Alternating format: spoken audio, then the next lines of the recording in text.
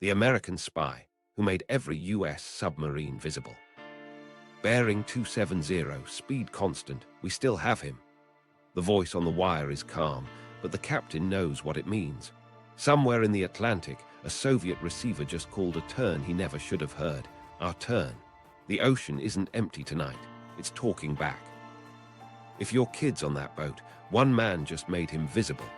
A Navy insider sold the keys that turned silence into a target. One date, one name, and a policy signed, filed, ignored. Together they explain how every US submarine got mapped. Why now? Because AUKUS is wiring the Pacific, China is laying listening nets, and old leaks still teach new hunters. To see why today's chessboard depends on him, we go back to the night the ocean answered. Set up the night the ocean spoke back. The watch floor isn't supposed to sound like this. Midnight voices stacking, headsets crooked, coffee cooling untouched. A petty officer leans over a loafer-gram, then another builds the track with a pencil he keeps chewing flat. In the corner, a supervisor calls for a second look on the Atlantic array, just in case this is weather. It isn't weather. They've got a US boomer clearing a lane. Routine, quiet, confident. For years, SOSUS has been the crown, buried ears along the seafloor, listening for other people's mistakes. The deal was simple. We hear them, they don't hear us. But tonight, Soviet auxiliaries are sitting where they don't sit. A trawler drifts with a stubborn patience. A collection ship hangs back like it knows the beat will repeat. On the screen, the American signature rolls out. Low, steady, the kind of acoustic fingerprint that takes years to learn and minutes to betray. The operators know the shape of our own as well as they know the Soviet patterns. You have to filter out the ocean's noise. But hearing it called from the other side, that drops a chill through the room. Phones start ringing up the chain. On a bridge hundreds of miles away, the captain of that submarine gets a quiet report he never wants to hear, a tracker shadowing outside the bubble. He looks at the chart, weighs the water, and asks for confirmation he doesn't expect to get.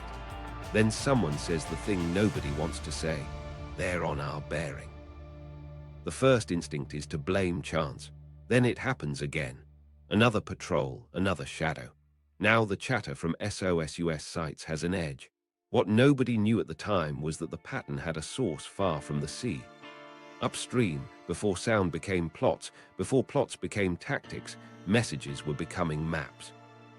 That's the part the watch floor can't see. All they feel is the rule bending. If they can call our turns, then the ocean isn't neutral. It's been indexed. Somewhere, someone taught the Soviets to read the same currents and signatures we trusted as a shield. The quiet belief that American submarines vanish into the Atlantic hits a wall. A senior chief steps in. He reminds the team of the basics: verify, corroborate, don't chase ghosts.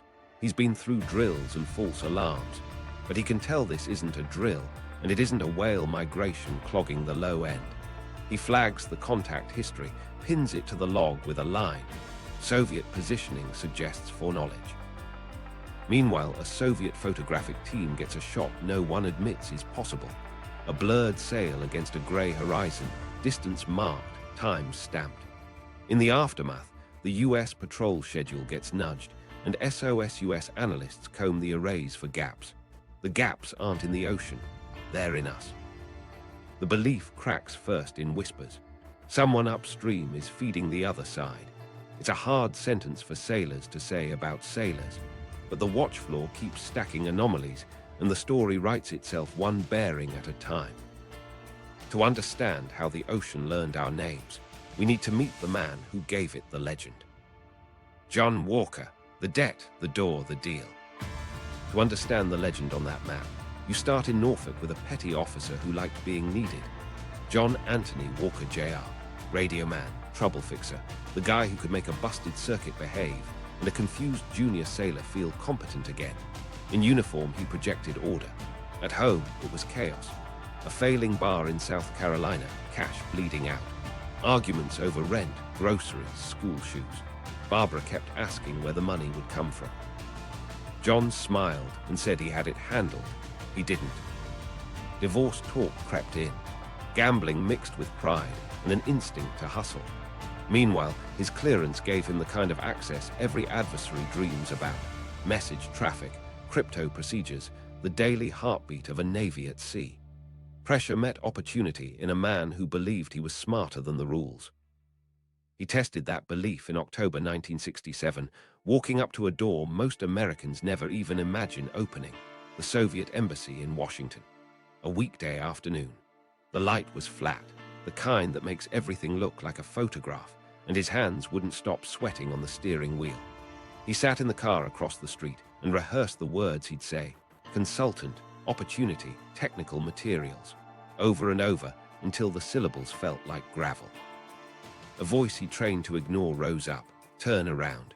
Another voice, older and meaner, kept count: past due notice, peril short, barbarous stare, the bar bleeding out. Need argued like a lawyer. Survival hissed like a warning. He tried to leave. Key in, ignition half-turned, a breath caught behind his ribs. He pictured opening the front door at home with nothing to show but another promise. He pictured a landlord's patience snapping. He saw his kids' shoes with the toes scuffed white and heard his own voice saying, "I've got it handled," with nothing behind it. He killed the engine and felt the silence like pressure in his ears. He stepped onto the sidewalk and felt his heartbeat in his gums. Every sound was too loud: the bus brakes squeal, a pigeon's wing beat, his shoes on concrete. His mouth went dry. He swallowed and tasted copper. He walked past the gate once like a man looking for an address. Another loop. He wiped his palm on his trousers and it left a dark streak. He told himself a story: this is just a conversation. Then the counter-story: this is treason. His body wanted to flinch away from the door the way you flinch from a hot pan. He kept moving because stopping felt like drowning. At the corner, he almost turned back. A single step to the right would have taken him to the crosswalk, then the car, then the rationalization he'd been practicing for days. Not today, wrong moment, too risky. He stood there long enough to feel the wind find the sweat on his neck. In that small pause, his need picked up a new edge. What if someone else is already in there selling the same thing? The thought landed like a shaft. He crossed the threshold of his own hesitation first. Then he crossed the sidewalk to the door. The brass felt cold under his fingers. He could hear his pulse in the hinge. He pressed the buzzer and for a second wished no one would answer so the choice would be made for him. The speaker clicked. A voice in accented English asked his business. His prepared line came out thinner than he'd imagined. He had technical documents, he said, and he wanted to discuss a confidential arrangement. The pause on the line stretched tight enough to snap. Then the lock buzzed. Inside, the temperature changed. Cooler, stiller, the air smelling faintly of paper and polish. His hands shook so badly he had to press them flat against his thighs to quiet them. He told himself to be the man who fixes things, the petty officer who knows procedures. He laid the note he'd written the night before, neat block letters, no flourishes, on a desk, offering documents for payment. The receptionist's eyes flicked to a back room. He felt the floor tilt under him and understood, cleanly and without melodrama, that there was no version of this where he was the same man when he walked back out. That was the line, not the paper, not the cash. The moment his fingers left the note on foreign wood. Outside again, the air felt thin. He waited for sirens that didn't come, for a hand on his shoulder that never touched him. Instead, the adrenaline hit, hot and hollowing, like stepping off a high ledge and feeling the drop catch you. Spies call it freefall, addicts call it relief. He called it handled, and the word tasted like a lie he could live with for now. The first trade was clumsy and small, communications manuals, bits of procedures, a taste. The KGB handlers didn't blink. They knew the value the moment they saw his handwriting on the sign-in logs, his role, his rank, his access. Cash followed, crisp and quiet. He went home with enough to pay the bar's creditors and to buy gifts that didn't match a petty officer's paycheck. Barbara noticed the shift. He brushed it off as overtime. He didn't like being questioned. He liked being indispensable. Here's where it gets crazy. The first haul worked. The Soviets decrypted messages they'd been staring at for years. Patterns emerged. Walker realized he wasn't selling trivia, he was selling the keys to the vault, so he kept going. The pipeline opened. He learned tradecraft the way he learned radios, by repetition. Dead drops in DC parks, a stump with a hollow, a plastic bag wrapped 3 times. The details were simple because the value sat in what he touched every shift. Key sheets, call signs, routing indicators, the dictionary that turned noise into sentences. The human cost started early. Barbara found a piece of paper in his desk, something that didn't fit. There was a confrontation. He didn't deny it. He minimized it. He promised it would stop. It didn't. He detasted the feeling of power that comes from turning a system to your own ends. That feeling is a drug. He made rank, took postings that kept him near the flow. On ships and at stations, he clocked who had access and who had needs. Walker understood something predators understand about herds. Trust is a vulnerability. He started recruiting, not as a flashy mastermind, but as a colleague with opportunity. A suggestion over coffee, a mention of an outside gig. He looked for people who craved approval or money or both. The first big recruit would come later. For now, the deal hardened into a rhythm. He'd pull keys and copies of message traffic, photograph them, and pass the film. The KGB paid more, asked for specific compartments, pushed him toward the crown jewels, current encryption keys, emergency procedures, distribution lists. With those, you don't just read yesterday, you read today. At home, the money filled the gaps and widened them. New things showed up without a story that made sense. Trips, a better car. Barbara's suspicions curdled into fear. She kept quiet, then confronted, then kept quiet again. Family dinners tightened with silence. The kids learned to navigate Dad's moods and Mom's questions. Walker counted on that silence like he counted on a radio net behaving as designed. Meanwhile, his legend on base was the steady hand. He was the guy who trained others on how crypto gear should be handled, how keys should be burned, how logs should be kept. That gave him cover and access. He knew the weak points because he enforced the rules. He also knew where those rules bent under tempo, night shifts, ships underway, audits waved off because ops came first. He turned those bends into openings. Money changed his posture. Debts calmed. Pride grew. He started believing not just that he could beat the system, but that he deserved to. He told himself the Soviets wouldn't use it to kill Americans, that this was about balance, that the Cold War was a game with rules. He liked the idea of being a player, not a pawn. He liked being needed by both sides. Then came the step that multiplied damage. He realized he didn't have to sell secrets one document at a time. He could sell the system itself, the architecture of communications, the cadence of keys, the way the Navy read the sea and talked about what it heard.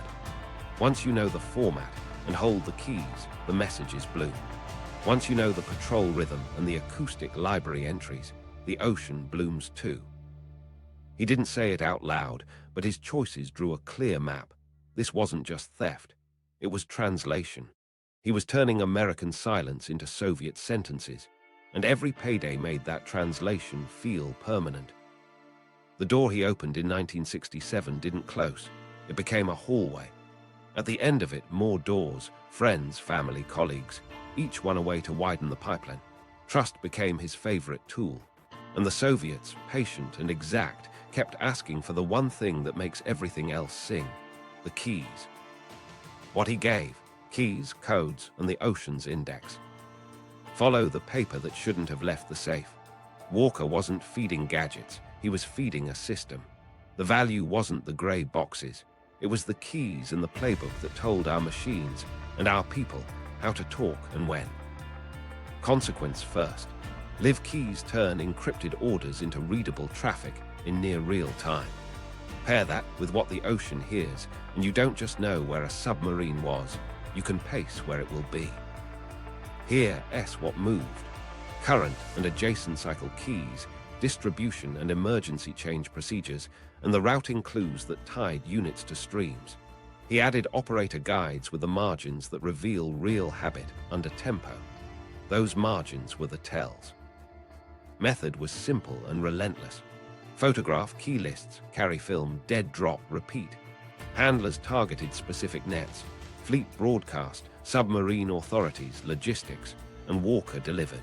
He also lifted slices of message traffic that, with the keys, stopped being noise and became a map. He reached past comms into the ocean's index.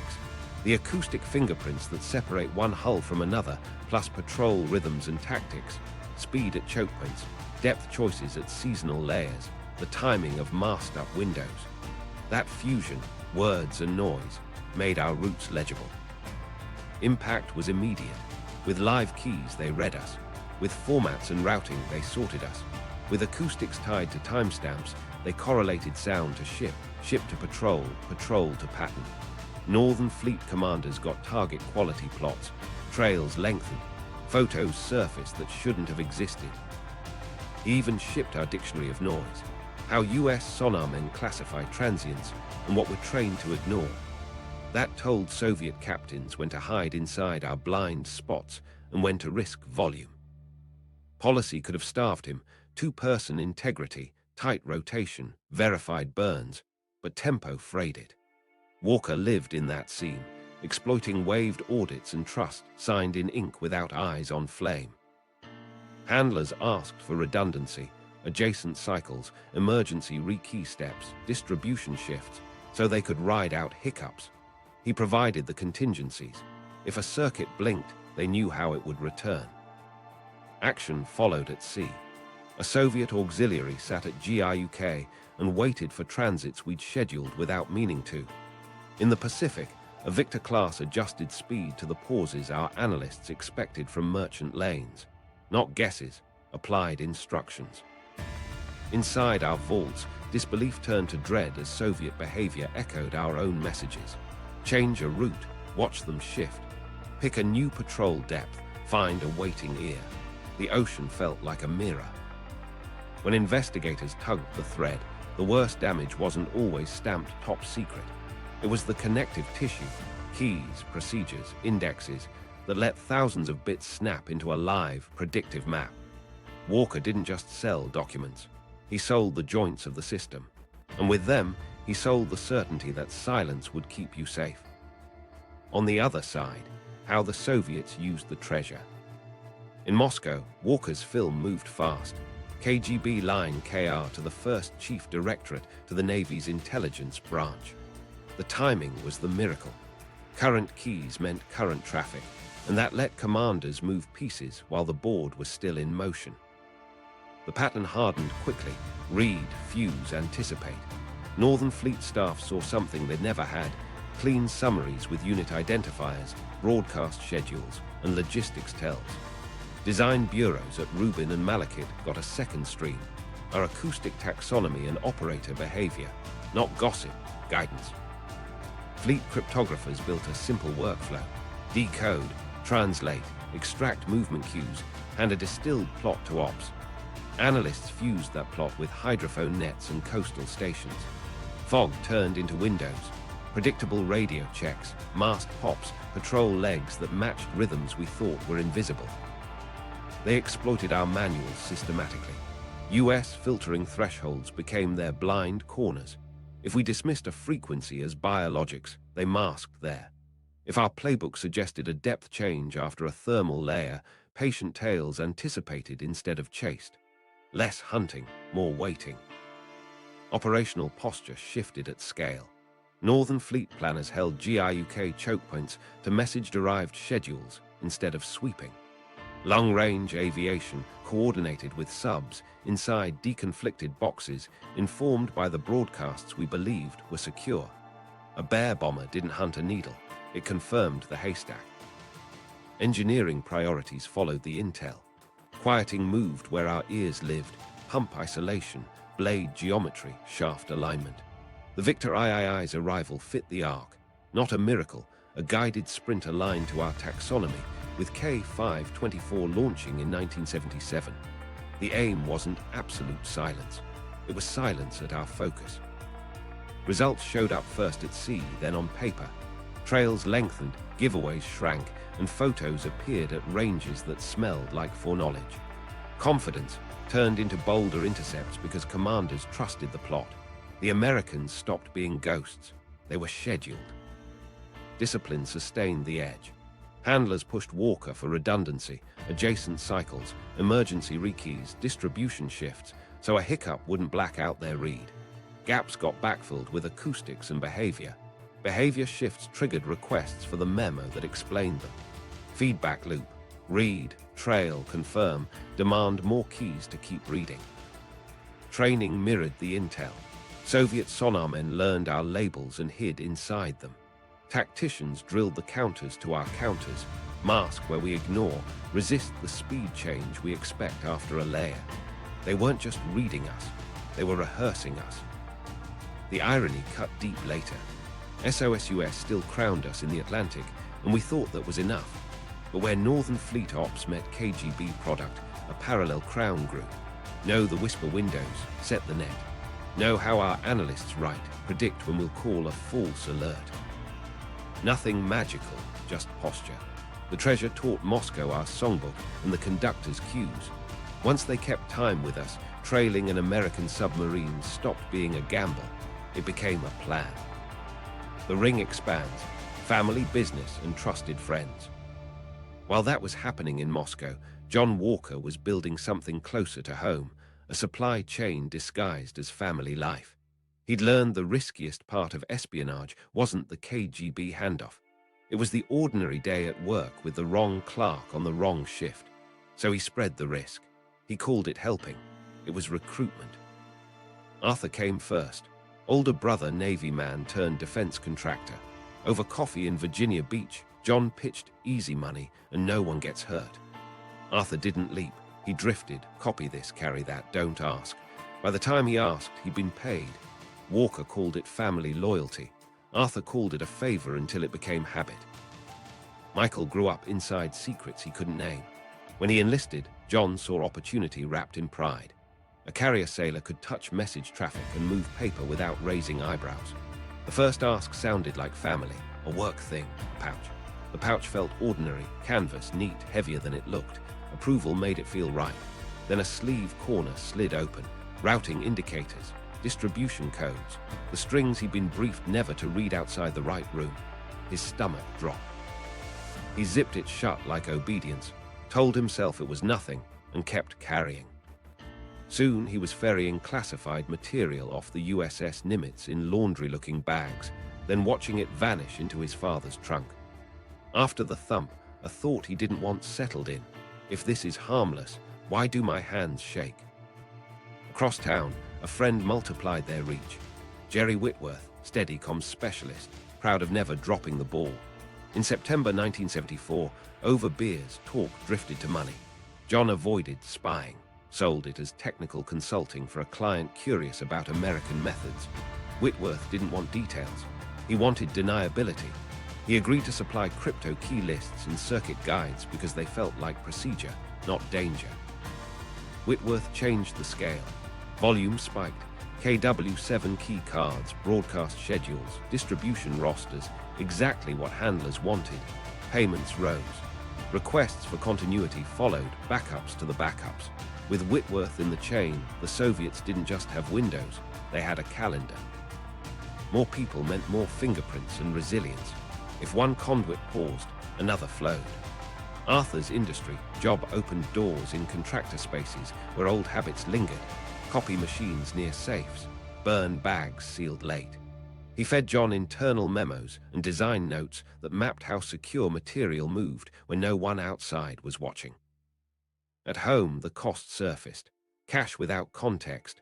A new TV, jewelry with no birthday. Barbara asked. John shrugged. Michael dodged. Cynthia noticed late-night drives and a bundle slipping into the garage freezer. She kept the image because children learn the rule, don't touch what keeps the peace. Michael learned another. Don't look too long at what you're carrying. On base, he passed sailors who smelled like coffee and JP5 and heard the briefings that used words like compromise and treason. He told himself he was helping his father. Then he'd feel the pouch edge and the wrong of it like a low electrical buzz. Paranoia rose with the volume. John rehearsed quiet counter-surveillance, 2 rights, 1 left, a pause at a gas station, then laughed it off as clearing his head. Whitworth worried about audits, then soothed himself with the myth of being too small to notice. Arthur believed no one would trace a photocopy to a lunchtime hallway. Approval from John made the adrenaline feel like belonging. The ring kept delivering. Keys arrived on schedule, circuits stayed readable, and Soviet tales got bolder where we believed we were safe. Inside the Navy, no one had tied the family tree to the operational picture. It didn't look like a breach. It looked like routine. A small moment tilted the future. At dinner, Cynthia asked why packages never stayed at the door. John smiled. Some things shouldn't sit outside. She looked at Michael. He looked down. Years later, that line would echo in an FBI interview room like a bell. The ring had reached now. A brother in industry, a son at sea, a friend at the tap. Trust had been weaponized, and the money, steady and quiet, kept everyone telling themselves the same lie, that nothing they touched could really hurt anyone. They didn't know it yet, but the ocean had already answered. The blind spot, bureaucracy, policy, and missed alarms. While the ring widened, the quiet failure lived on paper. The Navy had a policy that should have starved Walker at the source. Two-person integrity on all keying material, strict custody logs, and verified burn on expiration. It was signed, briefed, and filed. Then tempo bent it. Ships turned around fast. Watch bills ran thin at 20. When operations pressed, compliance slid to the corner of the desk. Stakes were simple and brutal. Every time a single sailor handled keys alone, every time a burn bag sat uninspected till morning, the river kept flowing.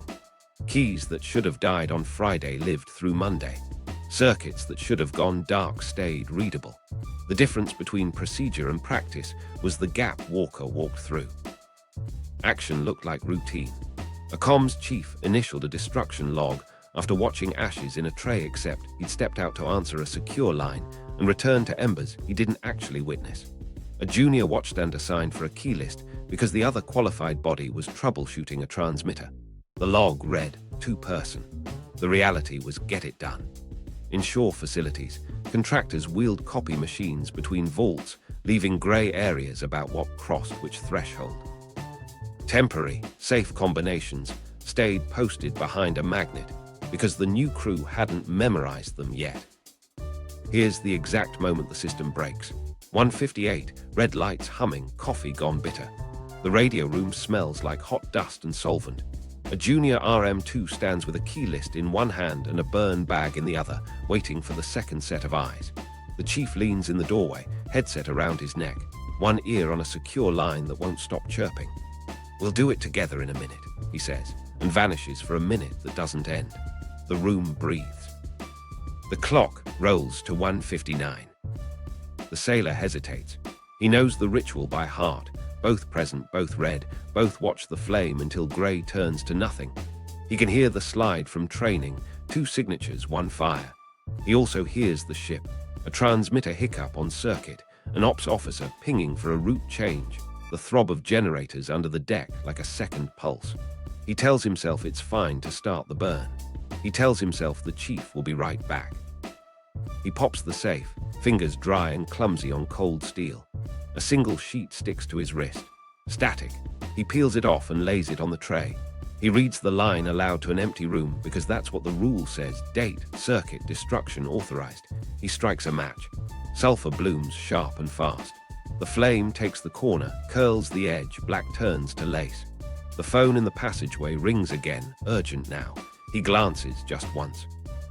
The match guttering in his fingers bites his skin. Reflex. He flinches, drops the stick, and pinches out the pain. When he looks back, the sheet isn't gone. It's half a ghost, numbers still legible in the unburned block, a rectangle of life in a tray of pretense. He crushes with the tongs, blows, stirs ash until it looks convincing. The room stings with the smell of almost. He tells himself he'll finish it when the chief returns. He tells himself this is still by the book because his voice said the words. The clock flips to 200. The chief returns with a headset apology and a pen. "We good," the sailor nods before his mouth catches up. The chief signs the second line without leaning over the tray. Two signatures.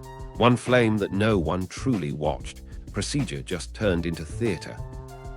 Across the hall, the burn bag waits for a second check that doesn't happen.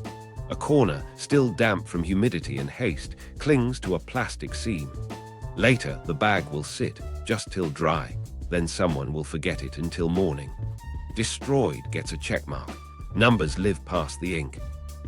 Crypto accountability audits existed, but during heavy deployments, commanders requested postponements with a sentence that always worked: mission requirements. The audit teams, already under-resourced, stacked waivers in folders, promising to catch up next quarter. Meanwhile, compartmentalization blurred. When a ship pulled into port for 24 hours, everyone touched everything to make the next sortie. Just for today became a pattern. Impact built quietly. Keys persisted longer than cycles. When rotations slipped, the Soviets didn't need to guess the next sheet. They had it from Whitworth's film. When an emergency rekey happened on paper but not in practice, Moscow rode through the bump with redundancy Walker had provided. The effect at sea felt like coincidence. A tail showing up where you didn't expect one. A radio check answered a little too fast by a shadow on your quarter. At desks, it looked like green check marks on compliance lines.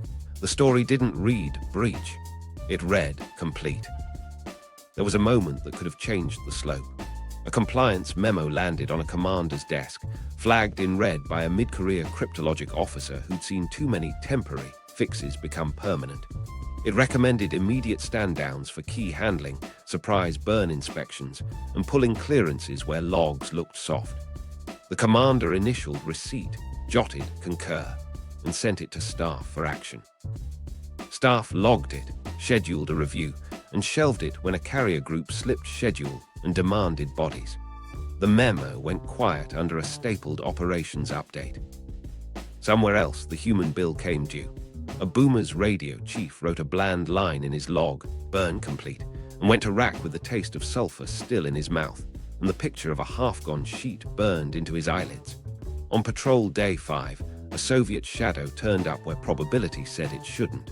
The chief counted nights backward and found 200 like a bruise he couldn't stop pressing.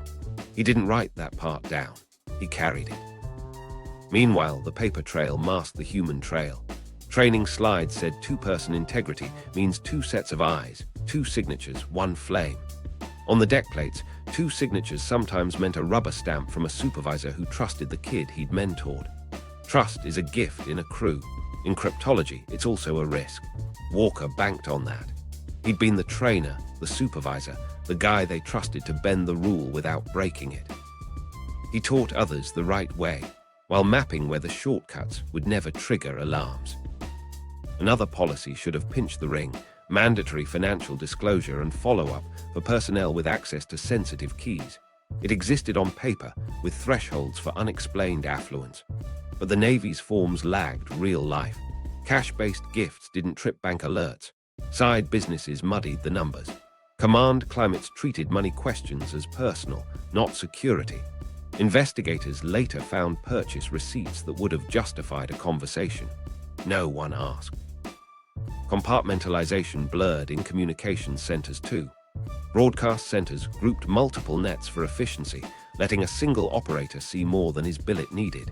In theory, that boosted resilience. In practice, it widened the aperture for theft. Whitworth didn't have to beg favors. The architecture handed him the buffet. A better design would have split duties and blinded operators to adjacent circuits. That redesign sat in a proposal marked resource-dependent. Burn procedures had their own quiet drift. Incinerators clogged, so crews burned in small trays, then dumped ash into standard trash. Verification meant poking grey fluff and calling it good. On a rainy night, a bag got set aside till dry, then forgotten. The next morning, nobody could swear how long it sat. The log still read destroyed. Paper died on schedule. Keys lived past it. Every bureaucracy writes itself a story about intent. Ours said, the enemy can't read us because our system is sound. But systems are habits dressed as policies. When tempo, trust, and thin staffing turn habit against policy, the story is a lullaby. The Ring thrived in that music. What nobody knew at the time was that the fixes we thought would be painful were cheaper than the cost of being read. Pausing a watchbill to do a real burn inspection takes minutes. Rebuilding the acoustic advantage after years of leaks takes budgets, shipyard schedules, and luck.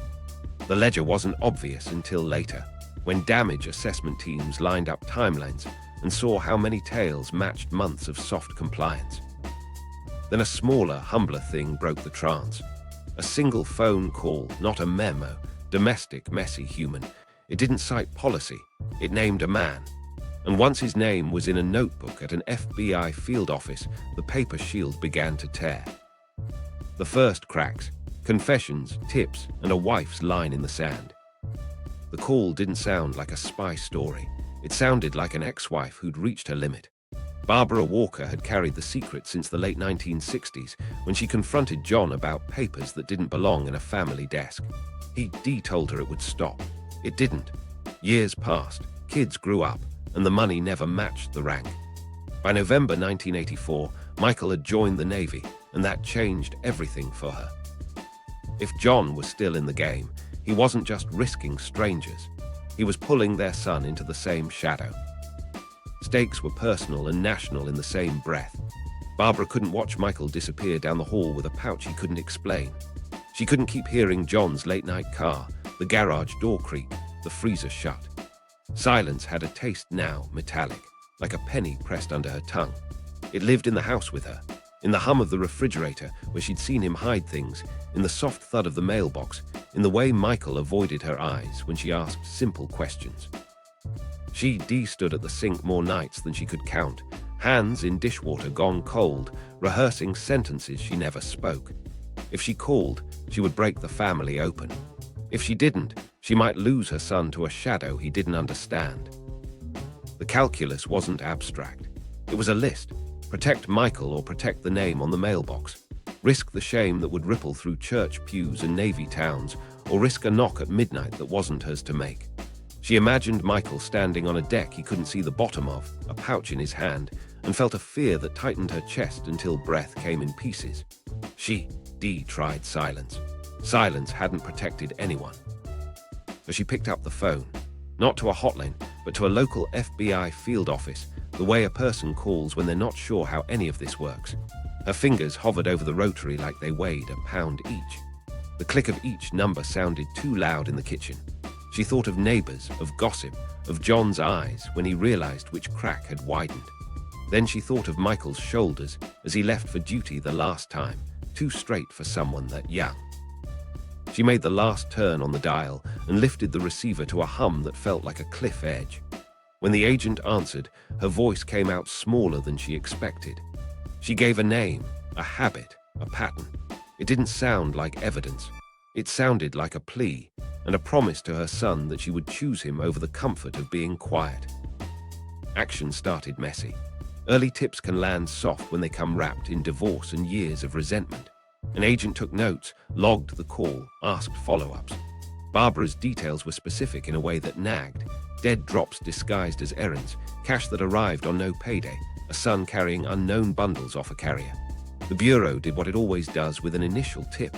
Ran names through files, checked old mentions, looked for overlaps with unsolved leaks. At first, nothing lit up. Then other threads tugged. A separate source mentioned odd contact patterns in Navy message circuits. A field office flagged a curious bank deposit linked to a sailor's family. Inside the Bureau, analysts overlaid Barbara's timeline with anomalies the Navy had shrugged off as noise. The shapes started to match. Walker had been careful for years, but volume breeds pattern. Patterns invite maps. Barbara's second call was colder. She wasn't guessing anymore. She was drawing a line. She told an agent she believed John was still working for the Soviets and that Michael might be involved. That cut through the bureaucratic haze. Agents pulled travel records, watched post office boxes, and quietly requested support from Naval Criminal Investigative Service to understand what exactly a sailor on the Nimitz could touch. The answer was too much. Impact arrived in fragments. Mail covers picked up envelopes that moved on odd schedules. A surveillance team tailed John on a drive that made no sense unless you'd ever practiced counter-surveillance. He doubled back, changed lanes, paused at a grocery store, then continued to a park where nobody picnicked in November. He left empty-handed and returned hours later to check a spot under a bench. The FBI noted the bench, the timing, the man who never sat down. Meanwhile, Michael blinked, approached quietly and asked careful questions. He didn't confess. He flinched at details he shouldn't have known and stumbled on timelines he should have owned. A second conversation with a different tone opened a door. He'd carried pouches. He'd passed bundles. He didn't name his father first. The team already had the name. They asked him to keep going, controlled and watched. He agreed, not because he wanted to betray blood, but because he could see where this road ended if he didn't. Back in Barbara's kitchen, the cost hit home. She'd lit the fuse. Now strangers were watching her family, and the house felt like a stage. She told herself the line she'd drawn was the only one left. She wouldn't let her son sink into the same water. She asked the agent a question all informants eventually ask. Will he go to prison? The agent didn't promise anything. He promised to keep her safe. The Bureau moved from charts to boots. Dead drops got cameras. Park benches got eyes. Film canisters vanished and reappeared with fingerprints dusted. A Soviet contact surfaced on a schedule that felt human, not cinematic, late, cautious, routine. John checked a drop, paused like he smelled rain, then committed. The team logged the moment a careful man took a step he couldn't take back. Investigators now saw the ring as a shape, not a rumor. Whitworth's keys matched months of readable circuits. Arthur's access filled in contractor gaps. Michael's handoffs connected home to ship. Barbara's calls gave them the spine. The first cracks had widened into a fault line.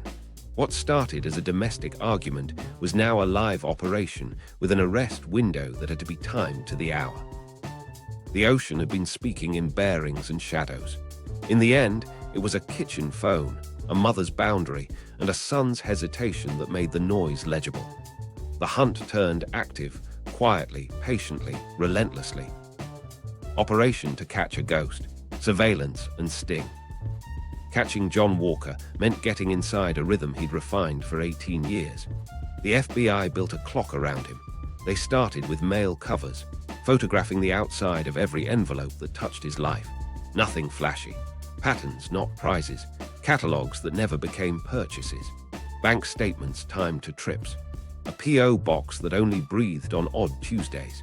The notes stacked until you could tell his week by the post office's smell. Then came the streets. Two-car tails at a distance, swaps every few blocks, radios quiet. Walker drove like a man who trusted his own instincts more than any map.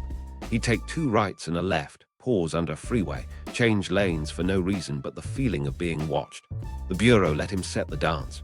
If he drifted, they drifted. If he accelerated, they bled speed rather than close. Patience, not heroics. A park bench became a character. Nobody picnicked there in winter.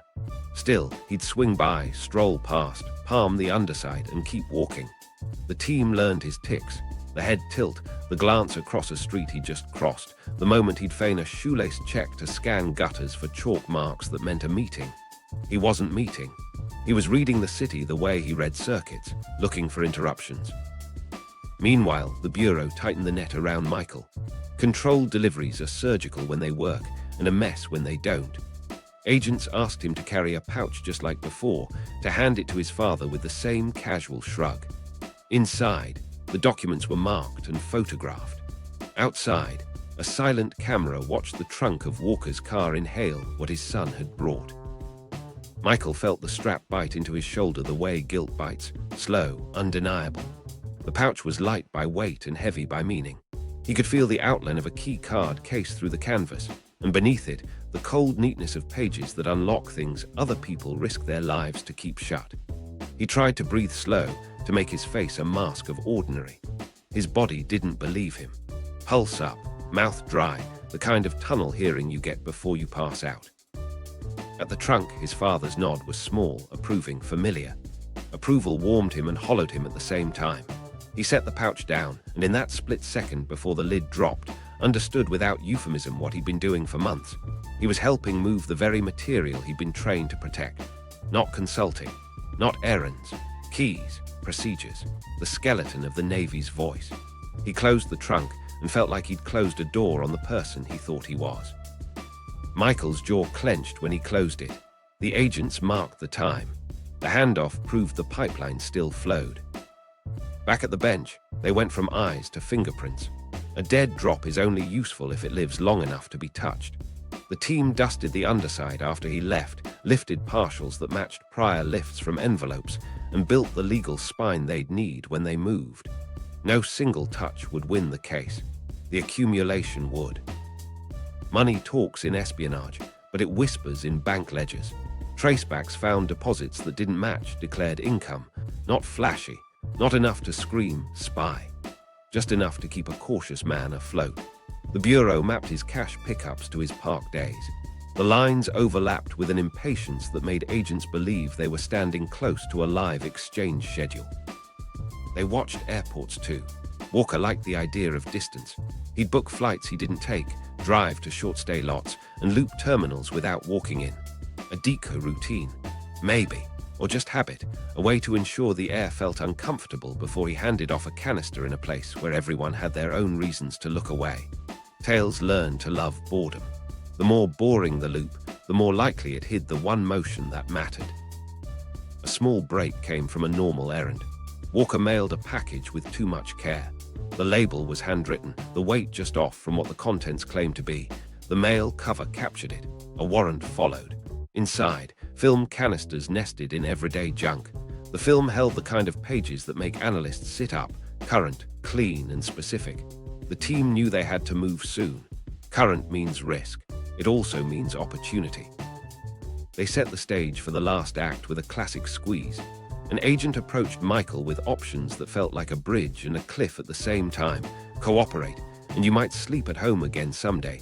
Don't, and you'll watch your father's choices become your sentence.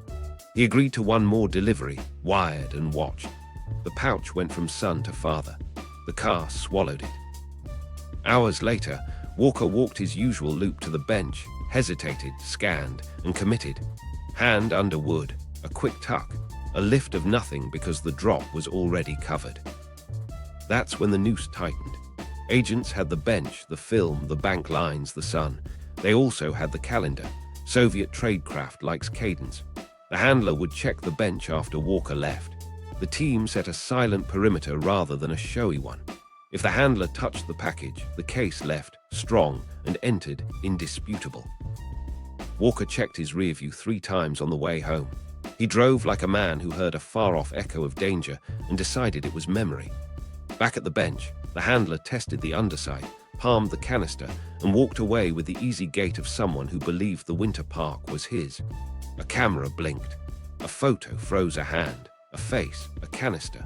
The Bureau didn't jump him there. Diplomats and immunity complicate handcuffs. But the image locked the story into place. Walker wasn't imagining an audience. He had one. The arrests had to be clean, coordinated, and quiet. A missed door gives a ghost new air. Teams prepped separate locations. Walker's home, Whitworth's space, Arthur's route. Evidence teams rehearsed the in the door, on the desk, in the safe sequence until they could do it in their sleep. The case wasn't about drama. It was about timing. The night they chose, the knocks would land within minutes of each other. The pipeline would end with a sound that starts every reckoning. An agent saying a name through a doorway, and the answer arriving as silence. The arrests and interrogations, truth in fragments. Shortly before dawn on May 20, 1985, the knocks landed. Rockville, Maryland, front door a pause, then the hinge of a life swinging open. John Anthony Walker. The answer was quiet, a nod that looked like a shrug. Across town and across states, other doors opened. Arthur stopped on his commute. Jerry Whitworth pulled in with a warrant on the hood. Michael was already in the Bureau's orbit. His world narrowed to what he'd agreed to carry and what he couldn't carry anymore. Stakes in that hallway were simple. How much could be saved before the Soviets adjusted? Evidence teams split, one set on cuffs, another on paper. In Walker's house, they went straight for the desks, the freezer, the garage, places where habit hides. They found what professionals expect and families fear. Film canisters, notes that wouldn't matter to anyone except an analyst who knows the shape of a key list. In Whitworth's spaces, binders and negatives filled the gap between rumor and chain of custody. At the field office, the room stayed bare on purpose. A table, 2 chairs, a pot of coffee that smelled like old decisions. Interrogations in espionage aren't TV. They're hours of detail, patience, and a clock in the interrogator's head counting down to the moment the other side assumes compromise and moves to rekey. Agents worked in teams. Rapport, then records. Empathy, then exhibits. The goal wasn't confession as theater, it was scope. Walker came in with a performative calm. He'd rehearsed lines for years. "You're wrong, you're overreaching, show me something real." Agents didn't bite. They showed him the bench photo, then a magnified still of his hand under wood from a previous day, then the canister chain, then the controlled delivery from Michael. A father's eyes don't hide well when a son's handwriting sits on the table between strangers. He didn't break. He shifted. Less denial, more argument. He said what many traitors tell themselves. This kept the balance, this prevented war, this was information, not blood. The room answered with dates and documents, not outrage. On this date, this key. On this date, this circuit.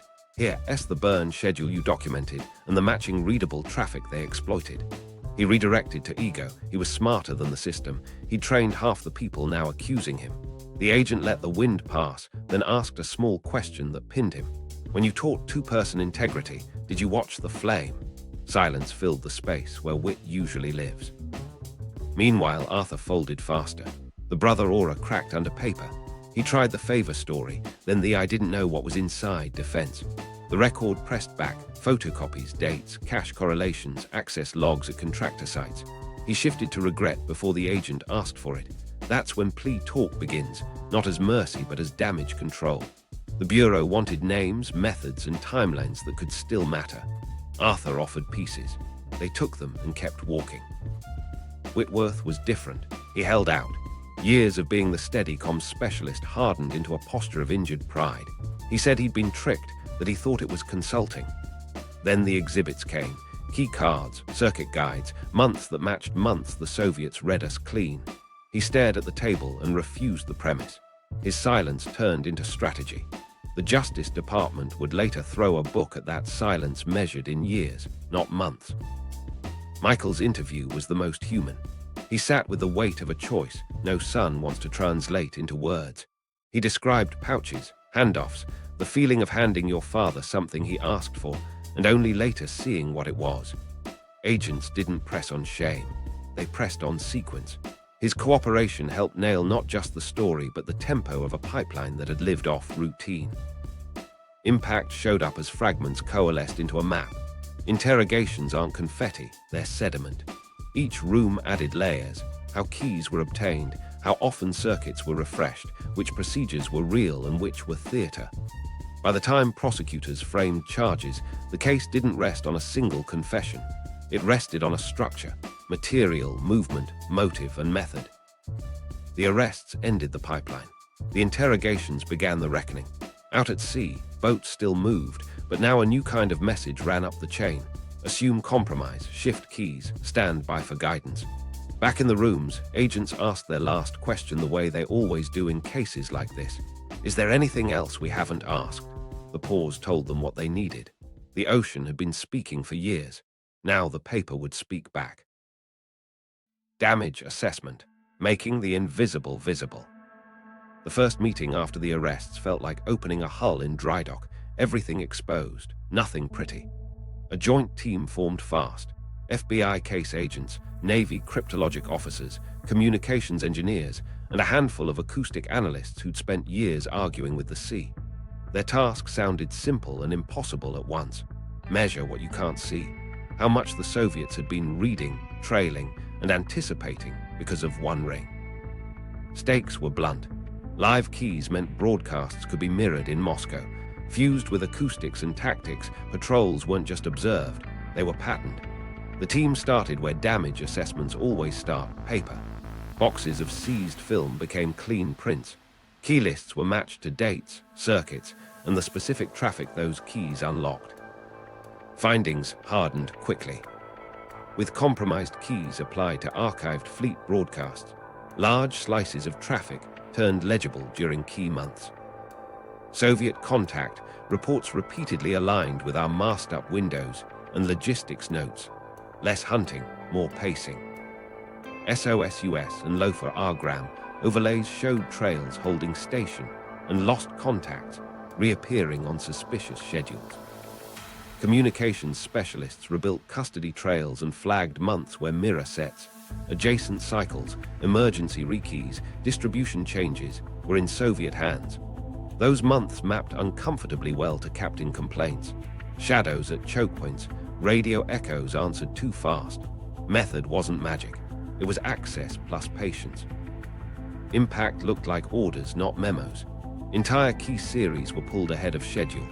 Burn verification shifted from poke the ash to supervised destruction with residue checks. Two-person integrity got teeth. No signatures without eyes, no temporary exceptions. Broadcast centers shut the panorama. Operators saw only what they needed. The buffet closed.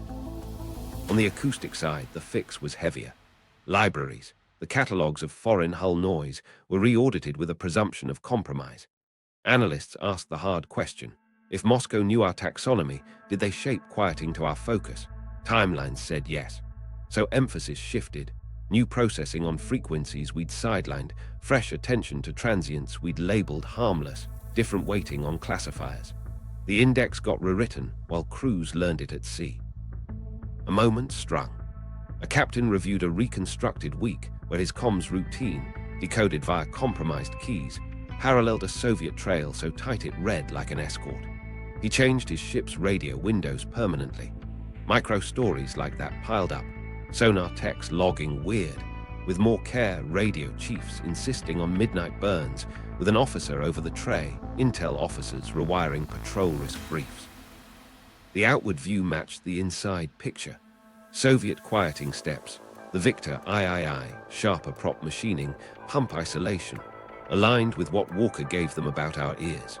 Not courtroom proof, but compelling in a war room. Our edge dulled by an informed sprint guided by our notes.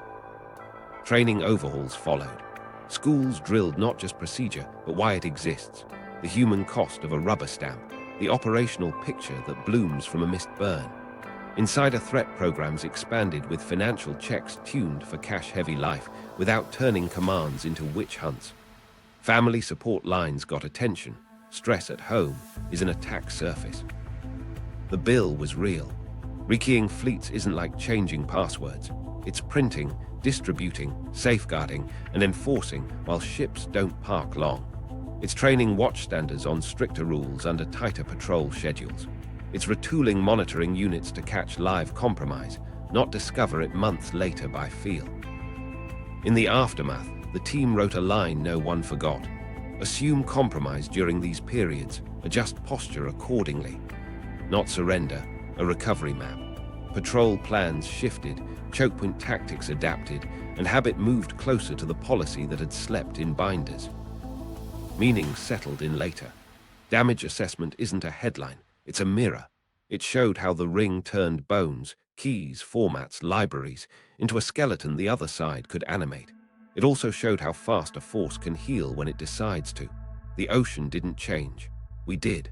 And quietly, one bearing at a time, the silence began to belong to us again.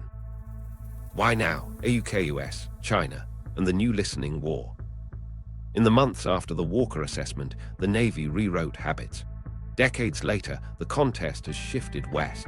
The stakes sit on a map labeled Indo-Pacific. New arrays are going down. New ears are learning old songs. The question Walker left remains: who reads whom first? China is building a listening grid disguised as infrastructure. Seabed nodes, research buoys, and maritime militias feeding data ashore. Call it civil-military fusion, or just a web of microphones aimed at depth changes and habitual routes. Allies are answering with evolution, not nostalgia. The integrated undersea surveillance system matured. Fixed arrays got smarter, and towed arrays stretch behind quiet ships. AUKUS ties Australia, the UK, and the US into shared boats, and more critically, shared keys, procedures, and libraries. Here's the tension. Walker's method is public. Insiders, keys, patterns, add partners, and the attack surface grows. The point isn't don't share. It's share like the sea's listening. Two-person integrity must cross borders. Burn schedules have to survive different calendars. Financial checks need to catch cash and gifts that move through families, not just banks. China leans on volume and patience, fishing hulls with sensors, university projects mapping ambient noise, coastal fusion of AIS anomalies and seasonal shipping. Not magic, routine, scaled. AUKUS asks democracies to keep secrets at speed. Australia learns the discipline that grew around SOSUS. The UK brings North Atlantic habits. The US brings scale and scars. Together, they must decide how to rotate keys, where to host shared libraries, and who audits the auditors. The paperwork that failed once becomes the backbone of a three-flag force. Tech bends the curve. Machine learning hears what humans miss, until poisoned data teaches it to ignore the wrong hum. Cloud fusion accelerates insight, until a misset permission exposes a library. Fixes follow. Immutable burn logs, least privilege by default, cross-domain solutions that actually cross carefully, insider threat programs that treat debt and sudden gifts as signals, not gossip. At sea, China is learning quiet the way the Soviets did, by fixing what we hear first: propellers, rafted machinery, cleaner flow over hull openings. The difference is speed and open-source leverage. They don't need our keys to map our habits if we hum on schedule. So why now? Because more nations can hear farther and fuse faster. Because AUKUS only works if habits are real, not slides. Because one complacent month can still write a patrol pattern into an adversary's brief. Walker's lesson endures. The ocean is neutral until you teach someone to read it your way. A Pacific captain made quiet changes after reading the case files, shifted mast-up windows, randomized depth at choke points, banned predictable weekend messages. A trailing contact vanished where it shouldn't have. He logged one line: assume they can pace us, make them wrong. That's the work. Discipline over fear, secrecy that buys maneuver, allies who share with rigor. AUKUS can be a shield if practice matches policy. China's nets become noise if you refuse to hum on schedule. The ocean still speaks back. Make sure it's speaking your language, not reading your mail. Human fallout, families' regret, and the cost of silence. The headlines faded. The people didn't. Barbara carried the weight in quiet places: grocery aisles, church pews, a kitchen that still held the outline of a life she tried to keep intact. She'd called because she couldn't watch Michael disappear into the dark. After the arrests, she sat with an agent's card and wondered if saving one child was worth breaking the family open. It was the only choice that let him come home. Michael wore the consequences like a uniform that didn't fit. Cooperation spared him the worst cells, but not the mirror. In the yard, he walked laps and replayed the last handoff, the pouch that felt like approval. Years later, he still reached for laundry bags and checked for paper he'd never carry again. Habit lingers. Whitworth's silence became a posture he could control. In letters he never mailed, he wrote that keys are just paper until you watch what paper does. He'd been the steady hand. Now he measured days by mail call instead of broadcasts. Arthur tried to square loyalty with cost. Family had sold him the first errand. Family also put him in a jumpsuit. On the outside, his wife learned to answer bank questions without flinching. Neighbors stop asking eventually. Time doesn't. Cynthia kept the freezer memory and the line about packages that shouldn't sit outside. She moved far from Navy towns, but the echo followed. At birthdays, a knock still tightened her shoulders. Secrets turn ordinary knocks into tests. In the fleet, fallout was discipline. A captain killed Sunday morale calls and told his crew the ocean doesn't care about weekends. A young sonar tech learned to tag weird and bring it to the chief instead of laughing it off, and years later still woke to faint hums only he could hear. Veterans who trusted silence argued about culpability and luck. Some said the Soviets were always getting better. Others said a man's choices put them on someone else's map. Both can be true. The argument never really ends. Careers carried bruises. Promotions paused over units compromised during key months. Officers who'd done everything right kept an asterisk they hadn't earned. One wrote in his fitness report addendum, risk acknowledged, posture adjusted. It read like doctrine and felt like a bruise.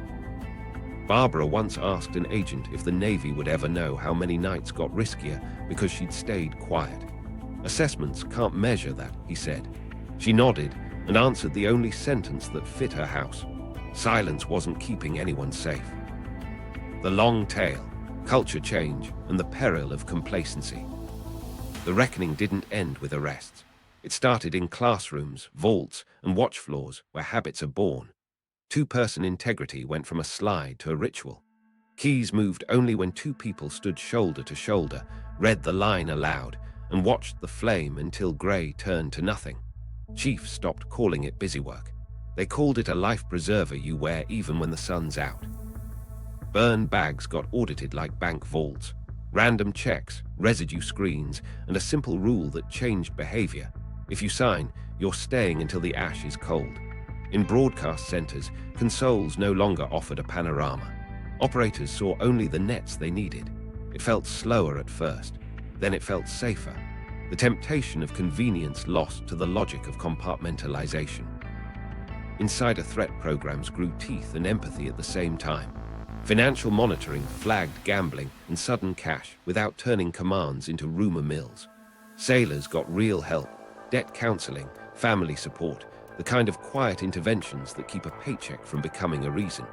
Commanders learned to ask nosy questions early, not after a headline.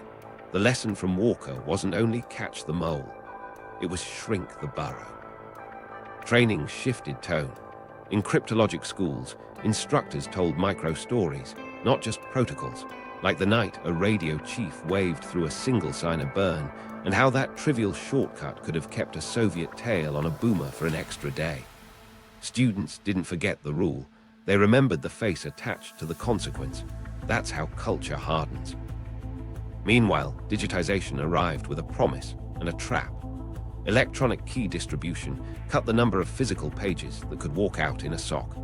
Great, until a misconfigured permission handed a curious junior analyst a folder meant for a cleared officer. New controls followed. Least privilege by default, immutable logs that couldn't be erased by the administrator who made the mistake, red team drills that tried to steal the crown jewels from inside. AI crept into sonar and signals, and with it came a fresh kind of complacency. A classifier that's usually right is a lullaby in uniform. Teams learn to challenge the model, show your work, prove the feature, retrain on adversarial noise. If a machine learned to ignore a hum because a poisoned dataset taught it to, a human had to unlearn that lullaby before it sang a sub into a net. Trust shifted from blind to conditional, from hype to verification. There were stumbles. A contractor posted a sanitized screenshot for a conference deck that wasn't sanitized enough. A base network opened a port for a patch and left it open after the weekend. Each incident met a new reflex: pause, contain, report, fix, and tell the story so the next watch doesn't repeat it. Shame got replaced by learning with teeth. Across allies, the long tail looked like translation turned into trust. AUKUS partners built cross-border versions of two-person integrity. Burn verification crossed accents and holidays. Audits rotated teams so no unit graded its own homework. The hardest lift wasn't technology. It was humility, accepting that your partner's habit might be the fix for your blind spot. At sea, captains codified unpredictability. No more standing Saturday radio windows. Depth changes randomized by dice rolls the crew never saw. A comms plan that felt almost petty in its variety. It annoyed sailors who love rhythm. It pleased crews who love coming home. The enemy can map patterns. He struggles to map people who refuse to be predictable. Still, complacency never stops knocking. Years pass without a scare and the edge dulls. A chief approves a shortcut because he trusts a kid who earned it. A lieutenant thinks, we're quiet enough. The adversary is not there yet. That's when old ghosts stir.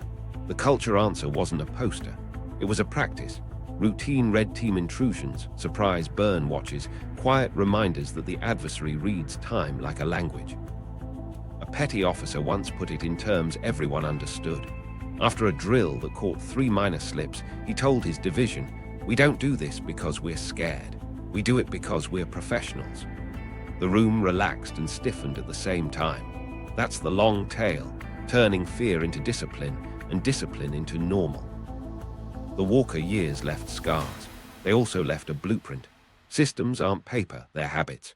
When a force decides that keys are sacred, that randomness is armor, and that secrets are shared only with people and nations who live the same ritual, the ocean gets quiet in the right ways again. Not silent, steady. Resolution and meaning. One man taught an enemy to read our silence. The fix was teaching ourselves to live our rules when nobody's watching. If you want the thread from Walker's Keys to today's Pacific listening war, the next film follows the trail.